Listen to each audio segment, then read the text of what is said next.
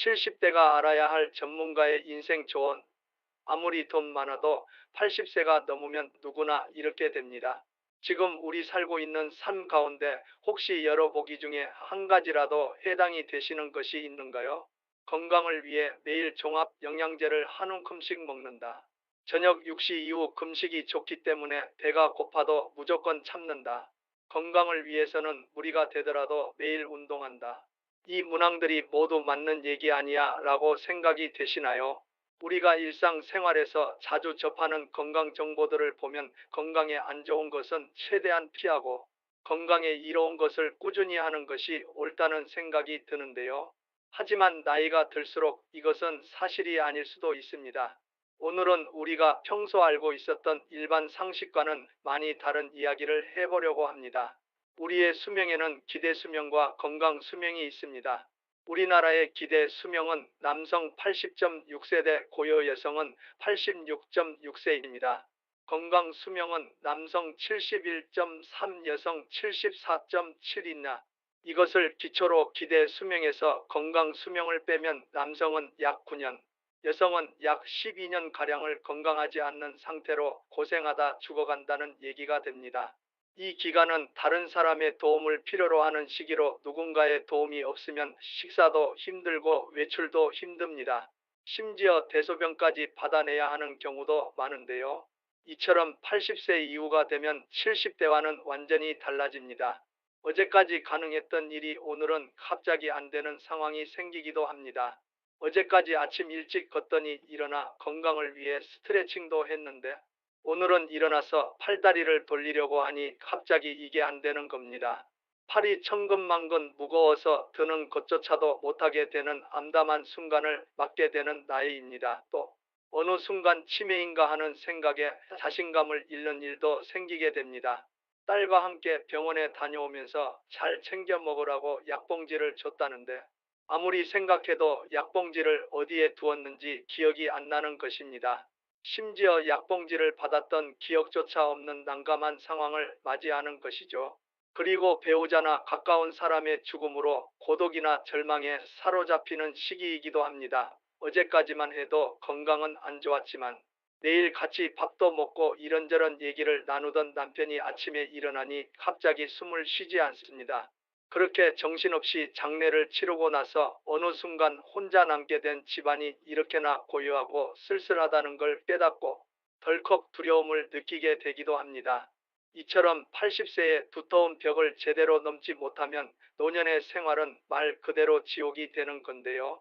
35년간 약 6명 이상을 진료한 일본 최고의 노년의학 전문가인 와다 히데키가 쓴 80세의 벽이라는 책에 의하면 일반적인 상식과는 다르게 노년의 현실은 우리의 기대와는 다르고 잔혹할 수 있다고 합니다. 그래서 오늘은 이 책의 내용을 참고하여 80세의 벽을 잘 넘을 수 있는 방법 5가지를 소개해 드리겠습니다. 오늘 내용은 80대의 우리 부모님들뿐만 아니라 앞으로 80세를 맞이하게 될 현재의 50대에서 60대 분들에게도 분명히 도움이 될 것입니다. 첫째로 악처 한 명이 열 효자보다 낫다. 일본 에이메 대학 연구팀이 한 농촌에 거주하는 60에서 84세 노인들을 4년 이상 조사한 결과 남성은 부인이 없는 경우에 사망률이 부인이 있는 경우보다 무려 80%더 높은 것으로 나타났습니다.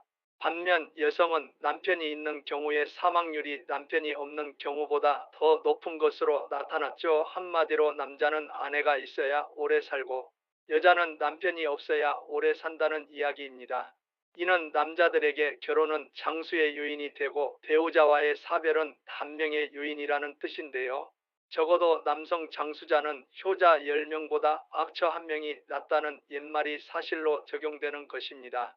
뿐만 아니라 실제로 재산이 있는 사람이 노후에 재혼을 하고 싶다고 자식들에게 얘기하면 자식들은 대부분 반대를 하는데 반대로 재산이 없는 사람이 노후에 재혼을 하고 싶다고 하면 자식들은 대부분 찬성을 한다고 합니다. 왜 그럴까요? 재산이 있으면 자식들은 어차피 상대방이 결혼하려는 목적은 재산이라면 반대를 한다는 건데요. 이것은 자신에게 돌아올 유산의 몫이 줄어들 것이라는 계산 때문입니다. 반대로 재산이 없으면 외롭지 않게 행복한 노후를 보낼 수 있으니 잘 됐다며 축하한다고 합니다.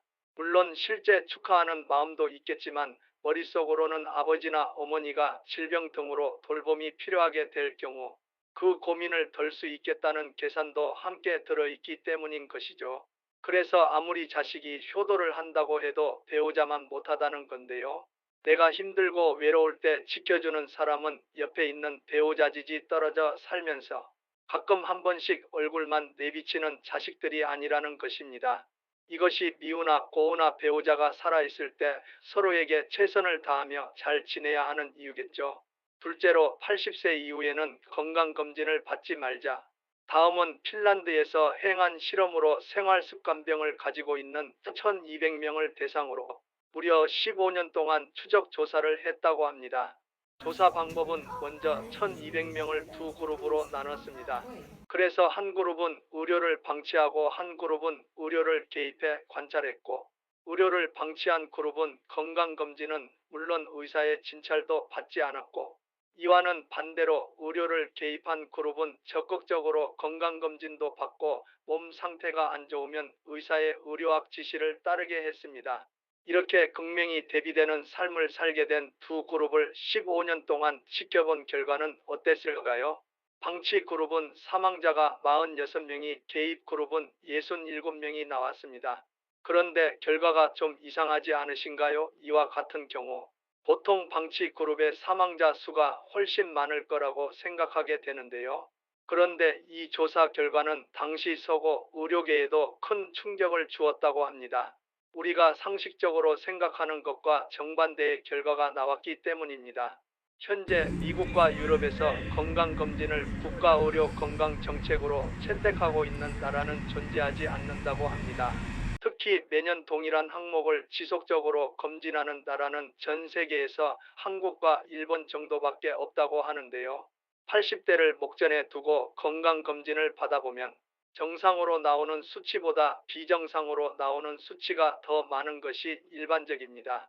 건강검진에서 정상 수치라는 것은 평균치에 가깝다는 얘기인데요. 이 정상 수치라는 것은 남녀에 따라 다르고 환경이나 체질, 나이에 따라 다르고 생활 습관에 따라서도 다른 것입니다. 어디까지가 정상이고 어디까지가 비정상인가 문제가 아니라 정상 수치에도 건강에 문제가 있는 사람이 있고 비정상 수치에도 건강에 전혀 문제가 없는 사람도 있다는 것입니다. 우리가 일반적으로 80대에 암 진단을 받으면 바로 수술을 하는 경우가 많은데요. 아이러니하게도 그렇게 수술을 하고 나면은 치료가 되더라도 이전에 정상적인 생활을 못하게 되는 경우가 많습니다. 몸 상태가 그 수술을 견딜 만큼 건강하지 않은 상태에서 수술을 하니 암세포는 없앴더니 나빠져서 그때부터는 누워서 지내게 되는 것입니다. 그런데 나이가 80이 넘으면 신체 활동이 더디기 때문에 암에 걸렸더라도 진행 속도가 더디고 전이도 거의 되지 않는 편이라고 합니다. 그러니 일상생활에 지장을 주지 않고 고통도 심하지 않다면 수술하기보다는 관리하면서 지내는 것이 노후를 위해 나을 수도 있다는 것입니다. 80대를 목전에 두고 비정상 수치가 나와도 생활하는데 별 무리가 없다면 그게 정상 수치인 것이죠. 비정상 수치가 나왔다고 재검사를 하거나 이 수치를 정상으로 만들겠다고 과다 진료, 과다 치료, 과다 복용으로 이어진다면 오히려 이제까지 잘 버텨준 건강을 잃을 수도 있습니다. 셋째로 나에게 맞는 의사를 찾자. 의사는 환자의 이야기를 듣거나 전반적인 몸 상태를 다 살펴보는 것이 아니라 검사 결과로 나온 수치만을 보고 판단하고 처방을 하게 됩니다. 혈압이 높으니까, 당 수치가 높으니까, 콜레스테롤 수치가 높으니까 하면서 이런저런 치료를 하고 약을 처방하게 됩니다.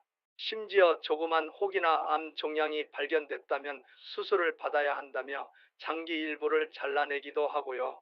70세까지는 그럭저럭 체력이 있으니까 버틸 수 있지만 80세 전후가 되면 이렇게 무리하게 약을 먹고 수시로 수술대에 오르는 것은 오히려 남아있는 체력마저 소진시키고 수명을 단축시키는 요인이 됩니다. 그래서 80대가 되면 나와 잘 맞는 의사를 찾는 것이 무엇보다 중요합니다. 특히 가장 중요한 병의 진단에 따른 치료 및 예후에 대해 답변을 피하거나 애초에 이를 설명하지 않는 의사는 좋은 의사가 아닙니다. 생각보다 많은 의사들이 환자에게 가장 중요한 진단 및 치료에 대한 정보를 잘 주지 않습니다. 과마다 차이가 있긴 하지만 심지어 진료 기록에도 이를 작성하지 않는 의사들도 많습니다. 또한 나는 수술을 원하지 않는데 수술 외에 방법이 없다고 딱 잘라서 이야기하는 의사도 무조건 믿는 것은 좋지 않습니다. 교과서적인 수치와 검사 결과만 믿고 환자 개인이 느끼는 몸 상태는 생각하지 않는 것인데, 이런 의사는 자신과 맞지 않는 의사이며 피하는 것이 좋습니다. 그렇다면 좋은 의사는 어떤 의사일까? 내 몸의 현재 상태에 대한 이야기도 잘 들어주고, 같은 검사를 절대 중복으로 시행하지 않고 최소한의 검사로 최대한의 정보를 얻는 의사라면 자신과 잘 맞는 의사일 수 있습니다. 따라서 조금이라도 젊을 때 이 병원 저 병원 다니면서 많은 의사를 만나보는 것이 중요합니다. 나이가 들면 본인과 잘 맞는 병원과 의사를 알아두는 것이 무엇보다 중요하기 때문입니다. 넷째로, 약은 최소한으로 먹자. 우리가 평소 병원에 가면 내과, 외과, 흉부외과, 안과, 신경외과 등 각 과마다 해당 전문의가 진료를 하고 또 거기에 알맞다고 하는 약을 처방하게 됩니다. 처방을 잘할수록 약의 숫자와 양은 점점 많아져서 한 번에 먹게 되는 양이 많아지게 되는데요. 하지만 이렇게 되면 약이 되는 것이 아니라 독이 될 수도 있다는 사실을 반드시 기억하셔야 합니다. 특히 이런 장기별 전문 진료 체계는 60대까지 효과가 있지만 80대 전후에는 별로 도움이 되지 않습니다. 예를 들어 순환기 전문의가 진료를 하고 나서 콜레스테롤 수치가 높으니 낮춰야 한다고 했을 때 콜레스테롤 수치를 약으로 낮추면 면역 기능이 저하되고 암이 진행되기 쉬우면서 감기나 독감에 쉽게 걸리게 됩니다. 혈관계 이상으로 죽는 것이 아니라 자칫 암이 진행되거나 폐렴으로 죽게 될 수 있는 것이죠. 혈압이 높다고 혈압을 낮추는 약을 먹게 되면 80대에 좁아진 혈관 속으로 혈액이 제대로 순환하지 못하게 되는데요. 혈액을 통해서 흐르는 산소와 영양분이 전신 세포 골고루 전달되지 못하다 보니 특히 뇌가 저산소 저혈당 상태가 되어 위험해질 수가 있는 것이죠. 이처럼 80대는 혈압과 혈당치가 높다면 다소 높은 상태로 유지하는 것이 오히려 건강에 좋을 수 있습니다. 약은 필요할 때 필요한 양을 최소한으로 먹으면 됩니다. 노년이 되면 약을 만병통치약으로 여겨 여러 가지 약을 매일 시간 맞춰 규칙적으로 돌아가실 때까지 드시는 분들이 대부분이며, 그렇게 먹는 게 당연하다고 믿지만 이렇게 여러 가지 약을 장기간 복용하는 것이 정말 효과가 있는지에 대해 의학계에서도 확실히 조사된 결과는 없다고 합니다. 다섯 번째로 할 수 있는 건 계속하자. 80세 초반이 되면 급격히 늙는다거나 돌아가시는 분들이 많다고 합니다. 이런 분들 중에는 80세가 되면서 이제 80세나 됐으니 무리하지 말아야지 하며 그동안 해왔던 일들을 그만두시는 분들이 많다고 하는데요. 이처럼 나이가 들었다고 스스로 할 수 있는 일들을 제대로 안 하고 멈추는 순간 순식간에 늙고 세상과 이별하게 될 수 있는데, 운전면허증 문제도 마찬가지입니다. 최근 들어 뉴스에서 노년 교통사고에 대한 기사들이 많이 나오곤 합니다.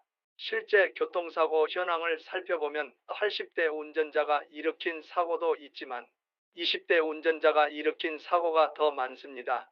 그러나 20대 사고에는 사람들이 별로 관심을 가지지 않지만 80대가 교통사고를 내면 언론에서는 큰일이라는 식으로 기사화를 하는 것이죠. 고령이 되면 노쇠고 신경이 둔감해지게 떨어지는 것은 맞습니다. 따라서 사고 위험률이 높아지는 것도 납득할 수 있습니다. 하지만 이것이 법제 도로까지 시행되어야 하는지에 대한 방어 의견이 나오고 있는 것이죠. 나이 들어 운전면허증을 자진 반납하면 지원금을 주는 제도가 있다 보니 면허증을 반납하시는 분들이 있는데요.